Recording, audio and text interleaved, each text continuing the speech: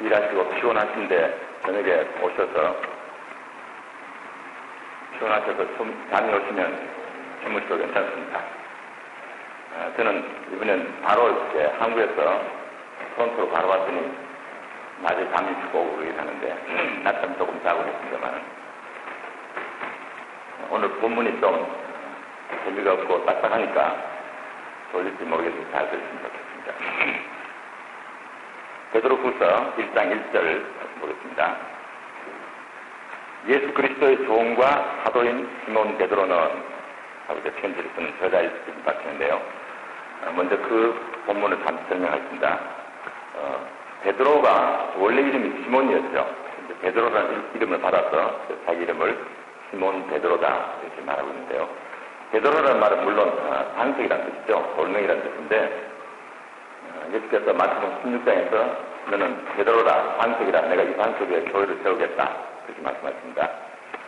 그 구절 가지고 이제 천주교에서는 교황을 뜻한 것이다 이렇게 하고 하는데 개신교에서는 종교개혁이 일어났을 때 그 교황 제도에 대한 불만 때문에 또 이상하게 이것은 베드로의 신앙 고백을 말하는 것이다 이렇게 해석했는데요. 그것도 조금 무리인 해석 같습니다. 근데 최근에 왔던 거의 다 비슷하게 사도들을 가르치는 걸로 해석하는 것으로 알고 있습니다. 그것은 성경에 근거가 많이 있기 때문에 사도들을 교회 파라 또는 교회 기초라는 설명을 하고 있어서 다른 성경 구절들의 그 설명을 거쳐서 베드로가 개인이 아니고 12사도가 교회의 기초가 될 것을 설명한 것으로 이해하면 좋을 것 같아 보입니다.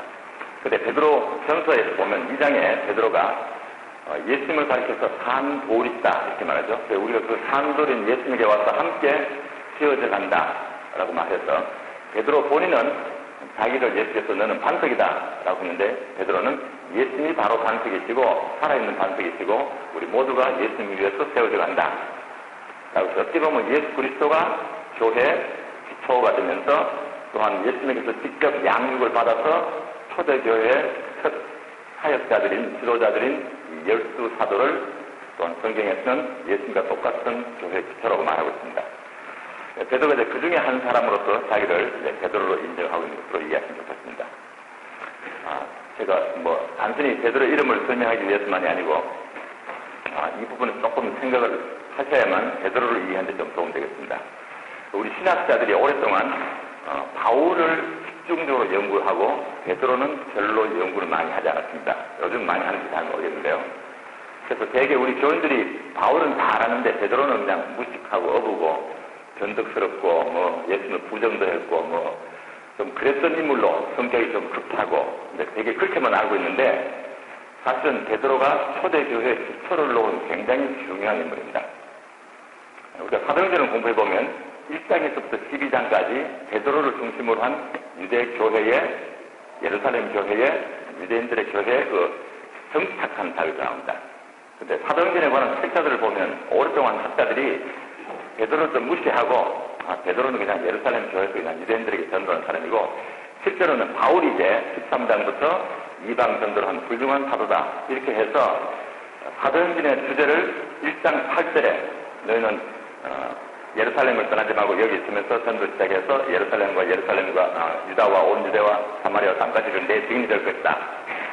그 1장 8절이 사도행전의 주제라고 하면서 바울에게로 이렇게 넘어가는데요.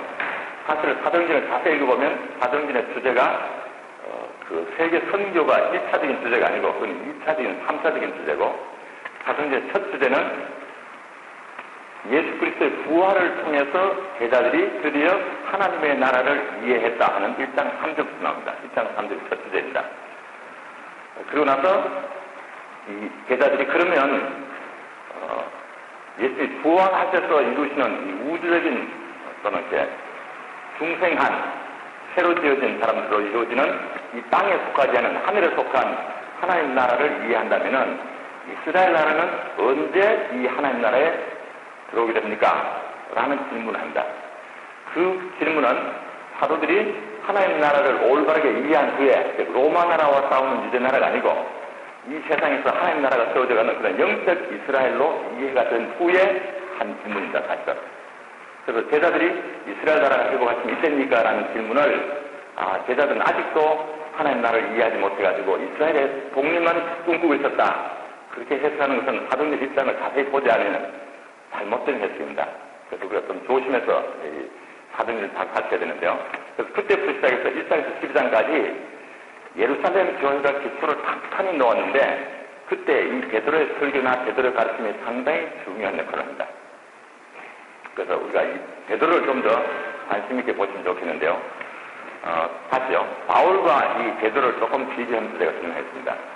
사도행전 1장에 보면 120명이 모여서 이제 성령님 오시기를 기다리는 그 열흘 사이에 사도들과 그 교인들이 성경을 읽고 기도하고 이렇게 했죠. 1장에는 그냥 전혀 기도의 순순이라 이렇게 되어 있는데 실제로 보면 성경 읽으면서 기도하면서 이렇게 지냈습니다. 그러다가 베드로가 시편을 읽다가 묵상하다가 그 직분을 다른 사람이 취하게 하시오라는 구절을 읽고서 옛날 다윗 임금님 때 있던 일인데 그럼 지금 이 베드로 자기들이 있는 이 시점에서는 그 직분을 다른 사람이 취하게 하는 말이 도대체 무슨 말일까?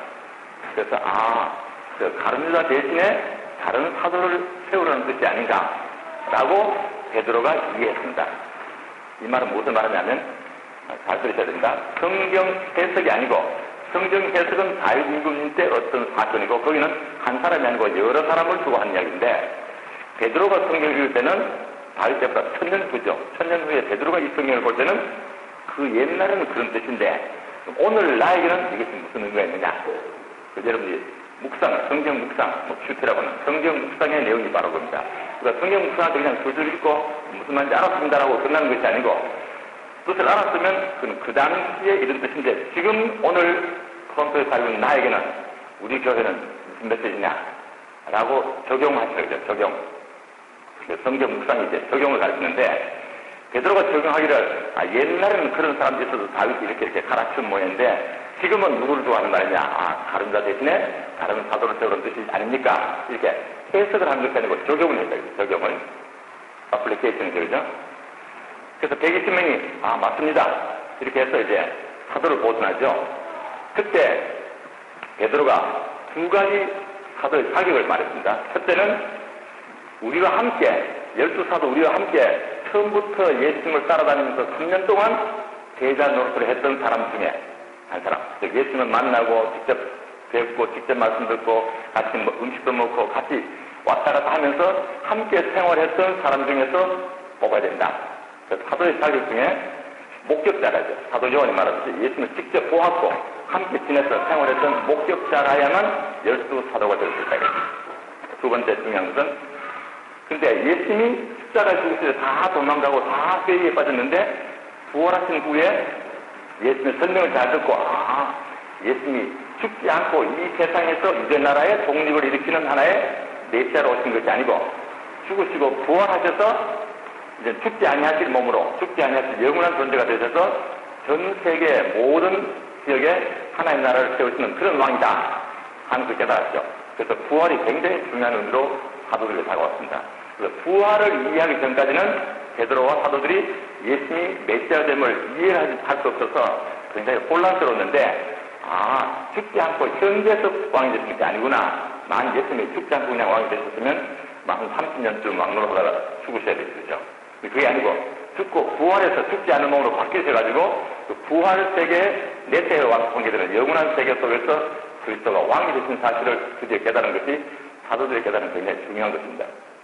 그래서 우리와 함께 우리 12사람은 다 이제 정리가 되었으니까 우리 12사람이 이제부터 예수님의 부활을 전하러 갈 건데 새로 뽑힐 사도도 예수의 부활을 전하고 하나님 나라를 이해할 수 있는 사람이라 된다라는 그 두 가지 조건을 제시했습니다. 다시요. 우리와 함께 3년 동안 예수님을 따라다니면서 함께 배우고 목격자였던 사람 중에서 예수님의 부활을 확실히 알고 믿고 전파할 수 있는 사람을 사도로 뽑아야 됩니다. 모든 120명이 옳소 이렇게 해서 이제 맞자를 뽑았죠.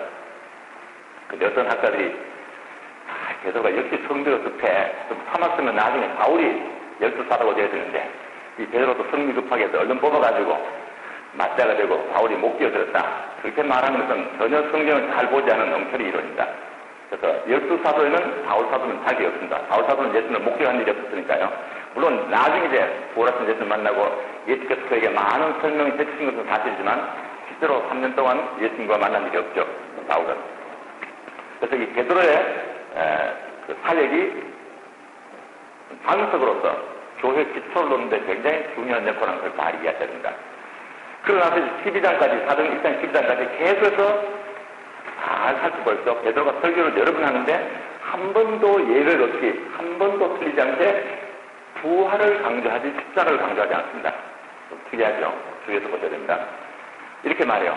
하나님이 예수님을 우리 죄를 위해서 예수님 십자가에 못 박게 했다는 말 하지 않고 너희들이 예수님을 배반하고 너희들이 하나님 보내신 메시아를 반역해서 십자가에 못 박아 죽였다. 이렇게 말해요. 이게 나쁜 짓을 했다. 너희들이 예수님을 죽였는데 하나님은 너희들이 죽인 예수님을 다시 부활시키셔서 왕이 되게 하셨다.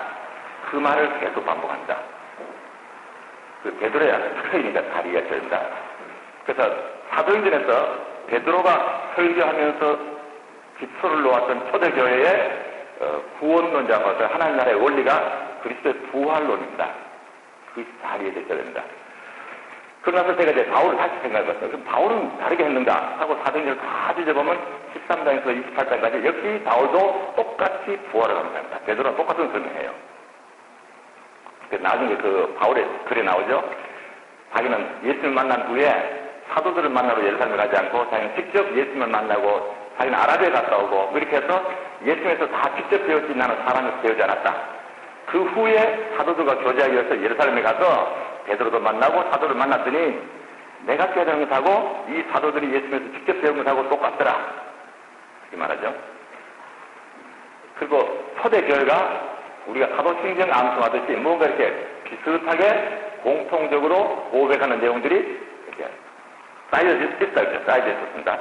그것이 이제 이 베드로의 가르침과 관계되는 내용들인데 바울이 나중에 보니까 같이 고백하기 때문에 바울도 똑같은 고백을 하게 됩니다. 그래서 초대교회가 특히 베드로를 중심으로 해서 이제 형성되어진 교리 신앙 고백을 같이 했다고 이해하시면 좋겠고요. 그런 점에서는 우리는 베드로를 연구를 좀 더 해야 됩니다. 그래도 제가 조금 설명하고 싶은 것은 바울의 글들을 쭉 보면 바울이 특별히 관심이 많았던 부분은 부활도 부활이지만 십자가에 대한 설명이 조금